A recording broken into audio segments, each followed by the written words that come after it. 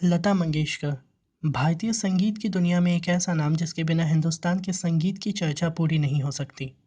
शायद ही भारत में कोई ऐसा होगा जिसने भारत रत्न लता मंगेशकर जी की आवाज़ ना सुनी हो। लता मंगेशकर जी को प्यार से लता दीदी बुलाया जाता है। लता दीदी का जन्म 28 सितंबर 1929 को हुआ था। इनके पिता का नाम पंडित दीनानाथ मंगेशकर व माता का नाम सुधामती था। इनके पिता खुद शास्त्रीय संगीत एवं अभिनय के ज्ञाता थे। शुरू में लता दीदी को संगीत नहीं सिखाया जा रहा था।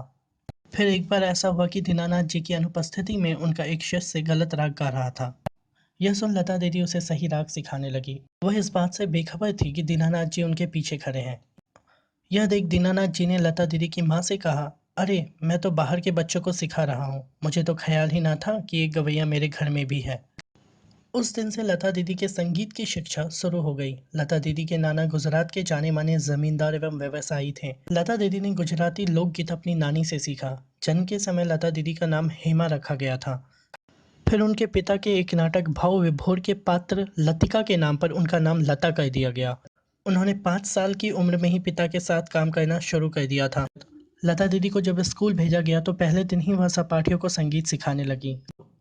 शिक्षक ने उन्हें देखा तो ऐसा करने से मना किया। शिक्षक की इस बात से लता दीदी इतनी नाराज हो गई कि उन्होंने स्कूल जाना बंद कर दिया। 1942 में जब लता दीदी 13 साल की हुई तो उनके पिता की मृत्यु हो गई। पिता के बाद लता मंगेशकर परिवार के करीबी मित्र व नवयुग चित्रपट मूवी कंपनी के मालिक मास्टर विनायक ने लता दीदी की काफी मदद की। लता दीदी ने अपना पहला हिंदी गाना मराठी फिल्म गजा भाऊ में गाया था। 1942 में जब मास्टर विनायक ने अपनी कंपनी का मुख्यालय मुंबई में बनाया तो लता दीदी भी मुंबई आ गई। मुंबई में लता दीदी ने भिंडी बाजार घराना के उस्ताद अमन अली खान से भारतीय शास्त्रीय संगीत सीखा। 1948 में मास्टर विनायक की मृत्यु के बाद गुलाम हैदर जी ने उन्हें संगीत सिखाया। गुलाम हैदर जी ने लता दीदी को प्रोड्यूसर शशिधर मुखर्जी से मिलाया, लेकिन उन्होंने यह कहकर बात टाल दिया कि लता दीदी की आवाज़ काफ़ी पतली है। यह सुनकर गुलाम हैदर जी गुस्से से बोले, कुछ सालों बाद प्रोड्यूसर्स और डायरेक्टर्स लता दीदी के कदमों में गिरकर उनसे गाने की भीख मांगेंगे। 1948 में फिल्म मजबूर में गुलाम हैदर जी ने लता दीदी को उनका पहला मेजर ब्रेक दिया। फिल्म में गाया गाना दिल मेरा तोरा मुझे कहीं का ना छोड़ा लता जी का पहला हिट सॉन्ग बना। लता दीदी ने अपने एक इंटरव्यू में कहा है, गुलाम हैदर जी पहले म्यूजिक डायरेक्टर हैं जिनको मेरी प्रतिभा पर पूरा भरोसा था। हिंदी फिल्म के लिरिक्स और डायलॉग्स मुख्यतः उर्दू शायरों या कवियों द्वारा लिखे जाते हैं। इस कारण से इसमें उर्दू शब्द ज़्यादा होते हैं। एक बार अभिनेता दिलीप कुमार ने कहा कि लता के गानों में मराठी लहजा दिखता है। लता दीदी ने इस बात पर अमल किया और शाफी नाम के शिक्षक से उर्दू सीखा। 1950s में लता दीदी ने शंकर जयकिशन, नौशाद अली, एस डी बर्मन और अनिल बिस्वास जैसे बड़े कलाकारों के साथ काम किया। 1960s में फिल्म मुगले आजम में गाया लता दीदी का गाना जब प्यार किया तो डरना क्या आज भी लोगों के दिलों में खुशी की लहर छोड़ जाता है। 1962 के शुरुआती दौर में लता दीदी की तबीयत काफ़ी बिगड़ गई। डॉक्टर ने जब जांच की तो पता चला कि कोई उनको स्लो पॉइजन दे रहा है। 3 दिन तक लता दीदी की तबीयत में कोई सुधार नहीं आया। फिर धीरे धीरे वो ठीक हुई। डॉक्टर ने उन्हें 3 महीने तक बेड रेस्ट पर रखा। इस बीच हर शाम 6 बजे लता दीदी के घर पर बॉलीवुड लिरिसिस्ट मजरूह सुल्तानपुरी आते थे।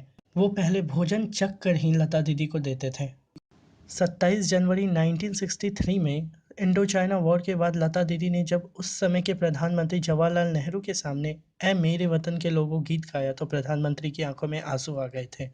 ये गीत कवि प्रदीप द्वारा लिखा व धुन रामचंद्र नरहर चितलकर द्वारा दिया गया है।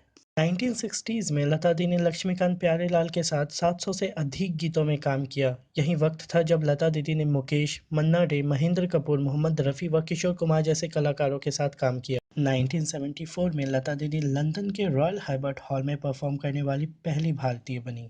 1999 में लता दीदी को राज्यसभा का सदस्य चुना गया, लेकिन बीमार रहने के कारण वो सभा में सम्मिलित नहीं हो पाई। लता दीदी को 1969 में पद्म भूषण, 1989 में दादा साहब फाल्के अवार्ड, 1999 में पद्म विभूषण और 2001 में भारत रत्न से सम्मानित किया गया है। लता दीदी हिंदुस्तान की वो हस्ती है जिनकी आवाज़ हर हिंदुस्तानियों के दिल में बसती है। लता दीदी भारतीय संगीत के इतिहास का सबसे खूबसूरत पन्ना है। शायद इसीलिए उनके मराठी लहजा की शिकायत करने वाले अभिनेता दिलीप कुमार ने कहा है, लता मंगेशकर की आवाज़ कुदरत की तख्लीक का एक करिश्मा है।